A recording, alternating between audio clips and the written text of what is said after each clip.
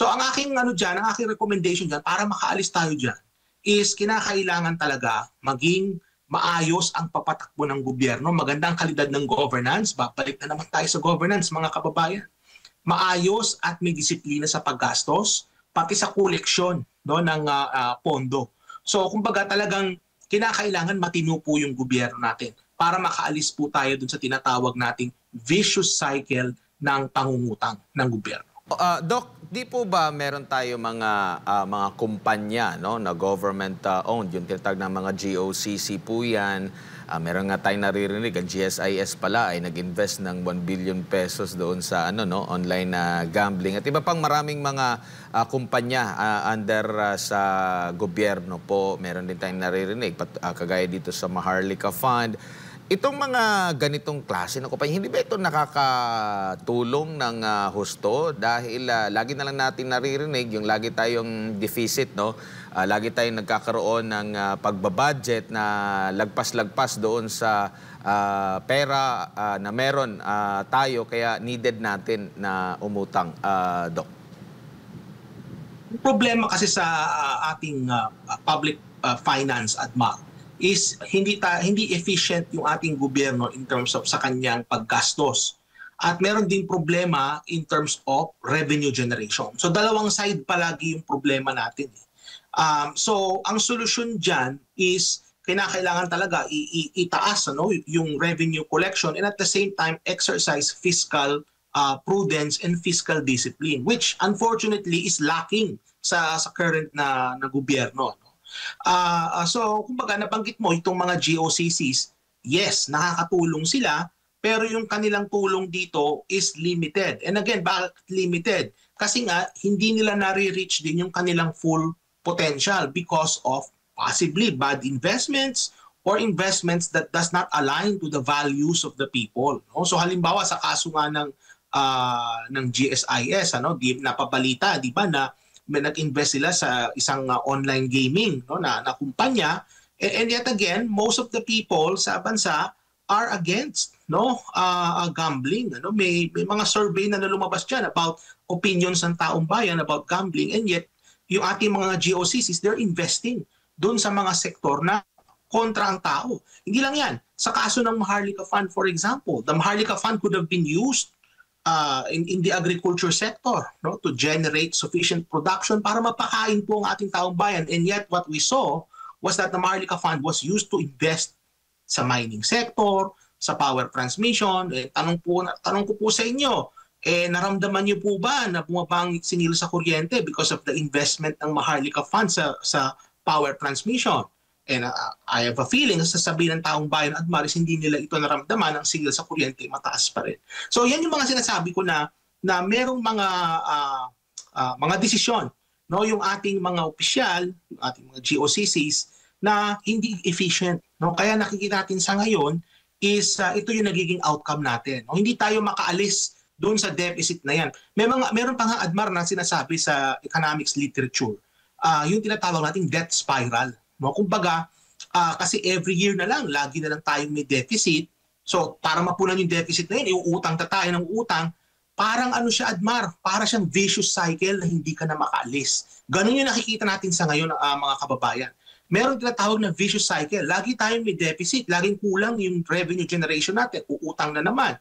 And then after that, uutang na naman tayo. So, kumbaga, hindi tayo umaalis dun sa cycle na yun.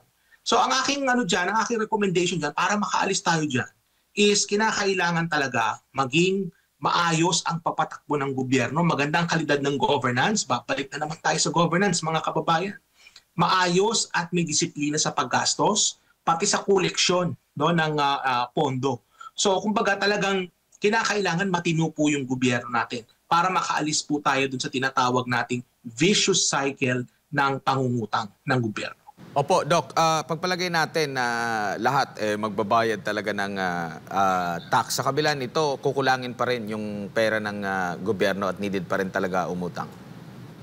Oo, kukulangin pa rin talaga. Kasi nga, kumbaga, masyadong malaki yung ginagastos ng ating gobyerno para mapunan yung mga expenditures niya. Alam mo, Admar, sa ibang bansa nga, kung maalala nyo sa South Korea nung 1980s yata yun, di ba? Nung kinakailangan ng gobyerno ng pera, ang ginawa ng mga tao, Admar, di ba, dinonate nila yung kanilang mga ginto sa gobyerno. Kumbaga, binenta nila o pinamigay yata nila yung mga ginto nila para makatulong sa gobyerno. Sa kaso naman ng Japan, mga kababayan, ang Japan, ang kanilang debt to GDP ratio ay mahigit 100% ng kanilang ekonomiya. Pero kung titingnan po ninyo yung utang ng Japan kung saan galing, Admar, halos actually mahigit 90% ng kanilang utang ay domestic source. So kumbaga galing sa savings ng tao mismo. So kung yung mga ordinaryong Pilipino merong sufficienting savings, yan ay makakatulong yan sa ating gobyerno, no? In terms of pangungutang. No? Pero hindi rin natin nakikita yan sa ngayon. Kasi nga yung mismong mga tao natin, yung mismong populasyon natin, hindi ganun kataas ang level of savings. Kung titingnan mo na lang, Admar, ilan bang kababayan natin may bank account? 1/3 lang ng populasyon ang may bank account. 2/3, bantakin nyo ha, 2/3, 2 sa 3 Pilipino walang account sa bangko. So, kumbaga, malayo pang dapat natin lakbayin, mga kababayan, para marating natin yung estado na yan. Kagaya halimbawa sa kaso ng mga kapitbahay natin sa South Korea at sa Japan. No? Pero kung lahat magbayad ng buwis, no? Makaroon ng koleksyon, kukulangin pa rin yan. So, kumbaga, ang kinakailangan talaga dito, Admar, no? Hindi lang sa revenue side magkaroon ng kaayusan, kundi pati doon sa expenditure side dapat magkaroon din ng kaayusan dyan, Admar. Both sides yan. Less corruption, Doc, hindi pa rin kakayanin? Kung kumbaga, walang corruption, hindi pa ba natin kakayanin din na maging sapat yung kinikita ng bansa? Okay, so dalawa kasi ang maapektuhan niya, Admar. No? So halimbawa, sa kaso ng revenue generation, may corruption dyan. Di ba? Kasi nga may mga tongpats dyan sa mga tumatanggap sa mga internal revenue, may tongpats dyan. Doon din, of course, alam naman natin, doon sa mismo expenditure side ng ekonomiya, meron ding corruption dyan. Ayon sa mga pag-aaral, Admar, 50% up to 50% ng gastos ng gobyerno napupunta lamang sa graft and corruption. So just imagine, if mawala ang graft and corruption sa ating bansa, mawala, maging zero yan, there is a real good chance na malamang hindi na natin kailangan mangutang. Kasi nga kung 50% na mawala lang, napupunta lang sa graft and corruption, napupunta sa bulsa ng mga opisyalis natin, kung ma-eliminate yan, abay, papasok, Admar, yung tinatawag na golden age ng ating ekonomiya. If mangyari yan, kasi nga, isipin nyo, ang ating gobyerno ay napaka-efficient na. Hindi na niya kailangang mangutang. Ang gobyerno natin palaging may surplus, Admar. Ma-achieve natin yung tinatawag na budget surplus. Yung budget surplus na yan yung ibig sabihin, mas ang ating gobyerno, mas malaki yung kinikita kesa sa ginagastos nito. No? Ang ganda sana kung gano'n yung mangyayari. So ang susi din dito, Admar, tama ka, which is yung kalidad ng ating gobyerno, at babalik na naman tayo sa issue ng graft and corruption. Kung mawala ang graft and corruption, there's no need anymore to borrow money. No, hindi na natin kailangan na magkaroon ng national debt if that is the case. Doc, huli na lang tungkol ito sa naging matagumpay nga na 5 araw na state visit sa India ni Pangulong Bongbong Marcos Jr. Nakauwi na nga sa bansa ang Pangulo at bit-bit po niya ang halos 500 milyong dolyar na halaga po ng direct investment pledges. Sa kabuuan ho ba, ano ang masasabi po ninyo sa naging pagbisita ng Pangulong Bongbong Marcos Jr. dyan po sa India? Okay, on the issue of pledges, alam naman natin ang pledges ay pledges. No? Kumbaga yan hindi yan actual realized investment. Maghihintay pa tayo kung yan ay marirealize. There is a probability na marirealize yan. There is a probability na hindi. Merong chance, no, na mangyari yan, or baka yan bola lang. No? Kumbaga yan para lang masabi na meron silang ginawa doon, meron silang nalikom na mga investment pledges. Banggitin na rin natin, Admar at saka Jade, yung posible na pag-purchase na naman ng ating pamahalaan, ng ating armed forces ng mga bagong BrahMos missiles. No? Isama na rin natin yan. Ang aking opinion dyan sa kaso sa BrahMos is that malaking pera ang involved dyan. Kasi pag bumili ka ng mga missile battery, Jade, yan ay hindi lang yan one-time spending. Merong maintenance every year. No? May maintenance cost yan. Iniisip ko, Di ba nung panahon ng tatay ni Marcos Jr., we were developing actually our own military-industrial complex or military-industrial capability. Nung panahon ng tatay ni BBM, meron ng bongbong rocket eh. So bakit kailangan tayong bumili ng rocket mula sa ibang bansa? Bakit hindi na lang natin gamitin yung pondo na yon para tayo mismo mag-develop ng sarili nating military-industrial capability? Nung panahon ng tatay ni BBM, meron pang rocket, Jade ang tawag, Bukang Liwayway. No, i-search niyo, i-google niyo mga kababayan. Ang pangalan Bukang Liwayway, parang rocket system. No? Imagine, yung panahon na yun dine-develop natin yun. No? Kaya anyari. Iniisip ko, why not, instead of buying these hypersonic missiles from other countries, gamitin na lang natin yung pondo to indigenously develop our own military industry. Makaka-generate pa ito ng trabaho para sa ating mga kababayan. Makaka-generate direct and indirect jobs. No? Hindi lang yun, mag-i-improve din ang ating research and development capabilities. Doon ako nagtataka Instead of spending the money na ma-develop ang ating industriya, they chose the path of buying these missiles abroad or overseas. Ang payayamanin nyo lang dyan yung mga company sa India, hindi yung mga company sa Pilipinas. So yun yung nakita ko in terms of the spending. And also, itong trip na ito kasi, Jade, merong mga economic na mga potential between India and Philippine relations. Maraming potential dyan. In fact, yung potential economic relationship itong dalawang bansang ito, hindi pa niya na-reach yung pinaka parang maximum nito. Kumbaga marami pang opportunities na pwedeng i-explore tong dalawang bansang to. So sa palagay ko okay yung pagbisita, kaya lang parang na-overshadow ito in terms of yung security issues sa palagay ko dapat manguna muna yung economic kasi yun ang kagad na ramdam ng tao. Hindi naman makakain ng tao yung missile na binili Jade. The people will not be able to convert that into food na yun ang kinakailangan ng ating mga kababayan.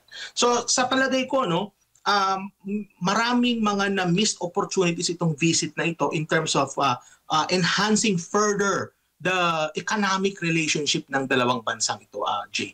Opo, kung maalala po ninyo, Doc, hindi ho ba may pahayag din po ang Pangulong Bongbong Marcos na ang Pilipinas ay dapat o kailangang makialam na kung sakali mang sumiklab ang digmaan sa pagitan ng US at China?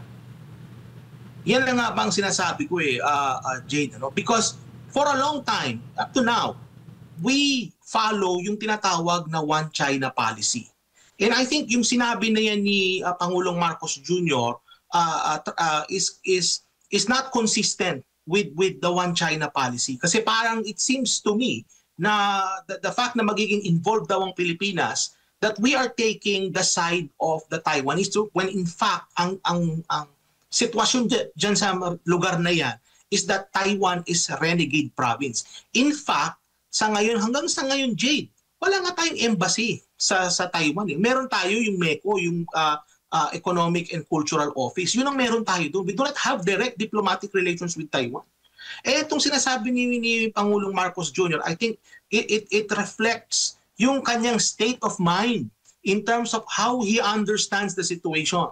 And what I'm saying is, this is dangerous. Kasi kapag ka nagkaroon ng gulo between China and Taiwan, of course, alam natin na papasok dyan ng US if ever, bakit tayo magiging involved? Ang dapat na unang gagawin nila dyan is how to repatriate yung ating mga more than 200,000 na kababayan na nasa Taiwan. Hindi tayo dapat makisali dyan.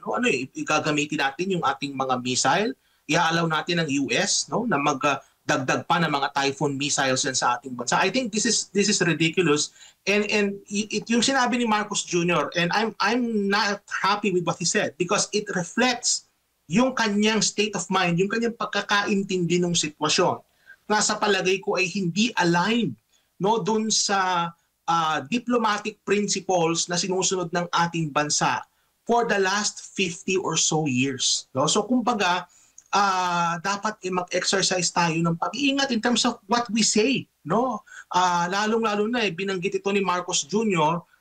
Sa international media. And of course, na-pick up ito ng China, nagsalita ang China. So kumbaga, we live in a time na iba na ang panahon ngayon. Hindi na ito kagaya noong Cold War. No? Iba na ang panahon ngayon. Meron tayong tinatawag na multipolar world.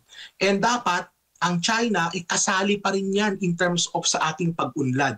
Hindi natin pwedeng awayin ng China, hindi natin pwedeng isantabi yung ating relasyon with China kasi kinakailangan natin sila para umunlad ang ating ekonomiya. No? So sa palagay ko, no, hindi consistent yung sinabi ng ating Pangulo in terms of how we conduct our foreign relations. It's unfortunate that he said that, and I hope na mag-backtrack siya sa sinabi na yan kasi hindi nga ito maganda kung ganyan ang sinasabi ng ating Pangulo, G. Opo, at masaya pong iniulat din po ng Pangulong Bongbong Marcos Jr. na 18 kasunduan nga sa negosyo ang nilagdaan sa pagitan ng Pilipinas at India. Sumasaklaw po ito sa iba't ibang sektor para na rin sa kaalaman ng ating mga kababayan tulad po ng renewable energy, infrastructure, healthcare, education, information technology at digital services, manufacturing, business process management at digital infrastructure.